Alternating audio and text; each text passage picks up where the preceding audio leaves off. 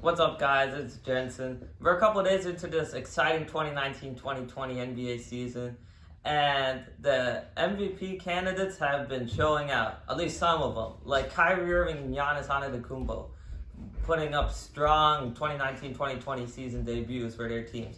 But as for other guys like LeBron James, it's been a struggle in his debut, as for a couple other guys as well. But I've got a guy that no one's been thinking about for MVP. He's been flying really under the radar, but he's my MVP pick, guys. I think that Donovan Mitchell is going to be your 2019 to 2020 NBA MVP. Now, this guy's story has been incredible. He went from being the 13th overall pick out of Louisville, drafted to Utah Jazz, who just lost Gordon Hayward in that same offseason, and he really resurrected the Jazz. The Jazz got a 5th seed in that season. They knocked out Oklahoma City in 6 games. Donovan Mitchell was an exciting player to watch that season. Highlight reel dunks. He won the dunk contest. Let's not forget. This is an exciting player here. And he was very impressive. He was very cool under pressure. I was really impressed by what I saw.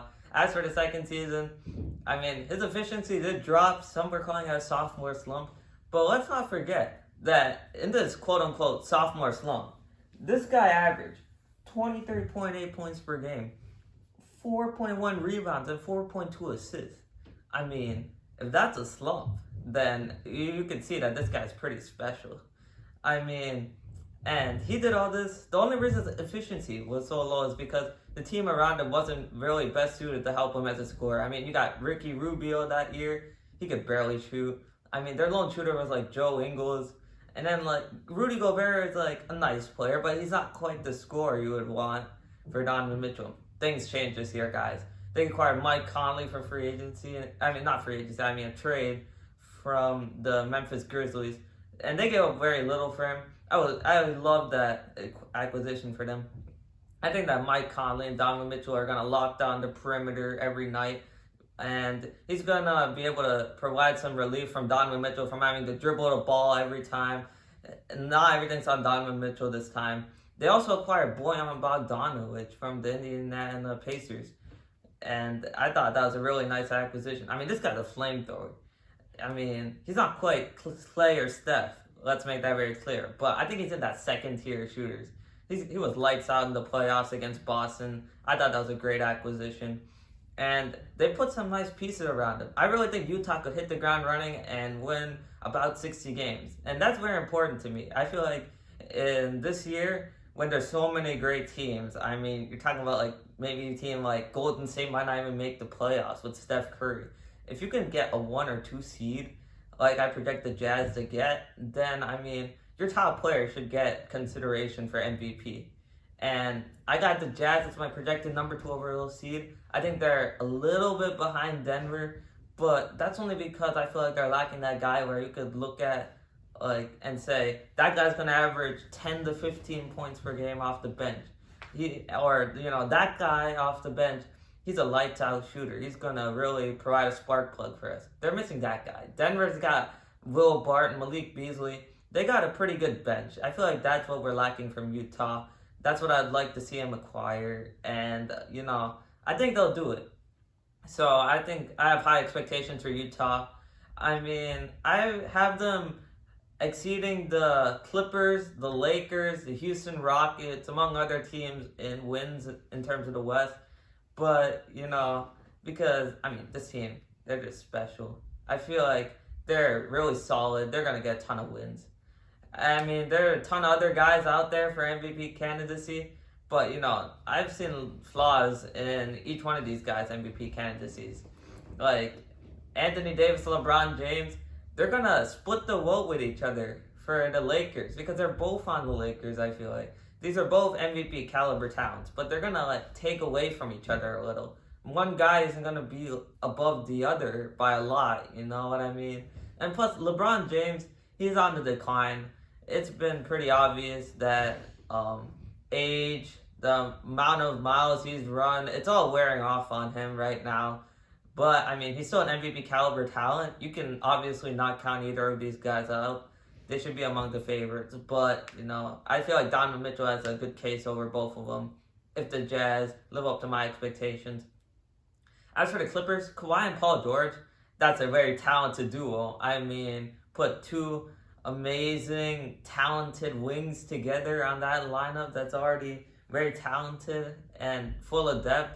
I think, they could win MVP, but it's very unlikely. I mean, we got to consider that Kawhi Leonard, I feel like the Clippers are going to keep him on load management this year. It worked very well for Toronto, and now they have a championship to show for it. I feel like the Clippers are going to do the same thing. As for Paul George, he's a real wild card. He's supposed to be out until November, and with that shoulder injury, we don't know how he's going to respond from that. I mean, he was very impressive last year before the shoulder injury, averaging close to 30 points a game while being a lockdown defender on the perimeter. I thought he had a very good chance for MVP before he suffered that shoulder injury and kind of declined a little. But, Paul George, he could be considered maybe. I don't see it, though. As for James Harden and Russell Westbrook, I feel like if you put two guys that are that ball dominant on the same team, it's going to take some time. I think it's going to take around 60 or 70 games. And even if they are successful, I feel like these guys both look to pile on the stats. I feel like since they're both so statistically impressive, I mean, Russell Westbrook averaged a triple-double a couple of years ago in 2016, and James Harden averaging 36 points per game last year. They both have had amazing statistical seasons, but I feel like them coming together will kind of limit those statistical seasons, so I don't really see MVP for either one of those guys. I mean, we got guys like Nikola Jokic in Denver. I mean, obviously, I think he has a good chance, but center has not won an MVP for a while. It's really a point guard, shooting guard, and small forward type of award until Giannis broke the trend last year, but I mean, he's a very special talent.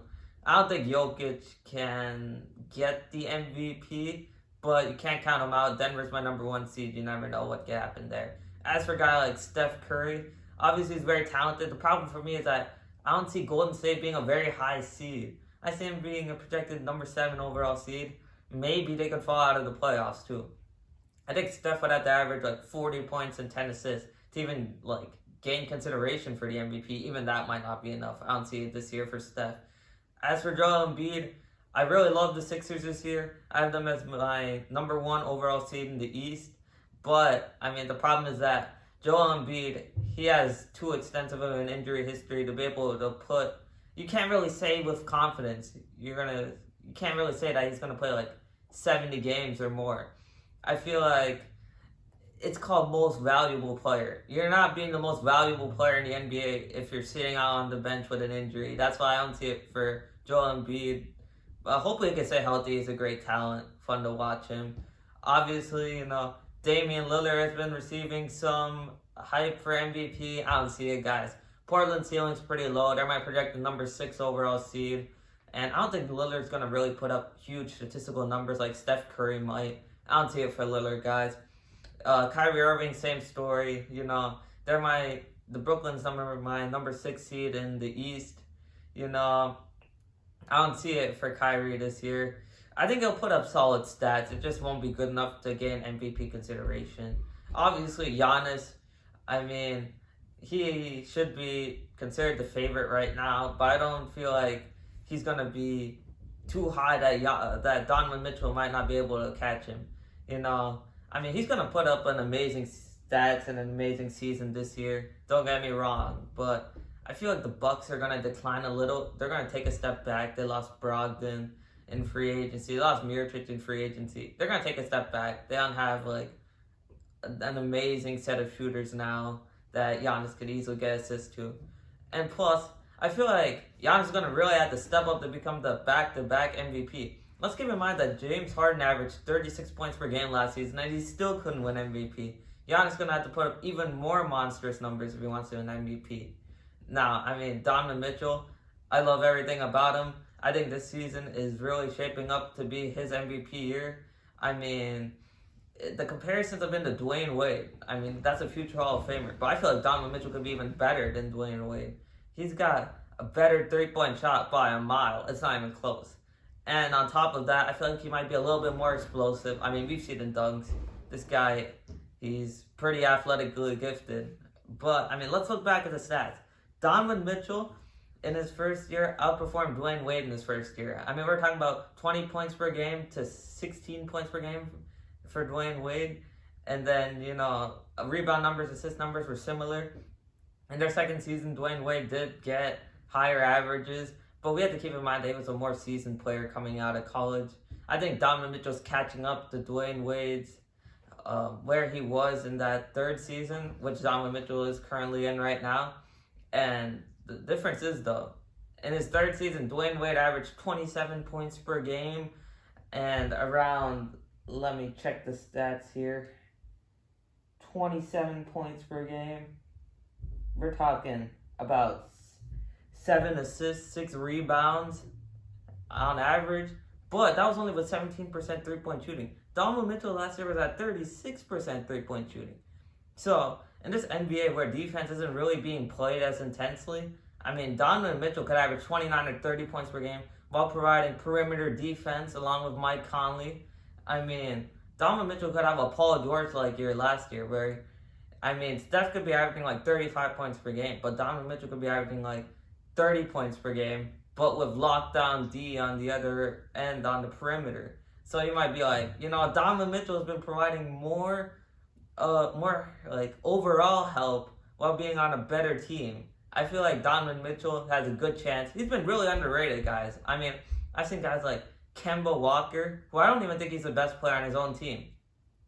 I think that Jason Tatum's actually the best player in the Celtics. I've seen him listed above Donovan Mitchell in terms of winning Rookie of the Year.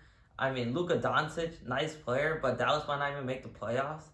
I mean, well, I have the Jazz projected as like a top 2 seed. I mean, I don't really see that either. Karl-Anthony Towns, nice player, but I mean, he's on the Minnesota Timberwolves, guys. I mean, that team isn't even considered to make the playoffs. I feel like that's a little ridiculous that you would put Karl-Anthony Towns over Donovan Mitchell in that MVP pecking order. I don't really see that one either.